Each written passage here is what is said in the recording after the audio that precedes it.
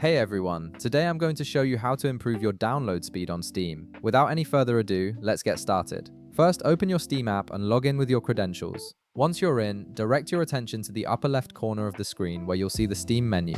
Click on Steam and from the drop-down menu that appears, select Settings. This will open up your Steam settings window where you can adjust various configurations to optimize your download performance. In the settings window, you'll notice a left panel with several options. Click on Downloads. This section contains all the settings related to how Steam handles your game downloads and updates. It's the central hub for managing your download behavior and network preferences. Now, look for the download region option. Right beside it, click the drop-down menu and change it to a nearby or less busy server. Choosing a server that's geographically closer to you or one that's experiencing less traffic can significantly improve your download speeds since you're reducing the distance your data needs to travel and avoiding congested servers. After selecting your preferred region, click Restart Now. Steam will need to restart to apply this change, so give it a moment to close and reopen automatically.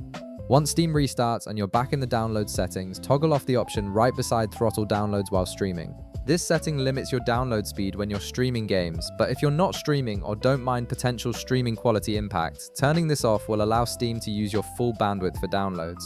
Next, navigate to Clear Download Cache and click Clear Cache right beside it. The download cache sometimes becomes corrupted or outdated, which can slow down your downloads considerably. Clearing it forces Steam to establish fresh connections with the download servers. A confirmation window will appear, so click Confirm to proceed. Steam might take a few seconds to clear the cache and refresh its download connections. Optionally, you can also toggle on the option right beside Allow downloads during gameplay.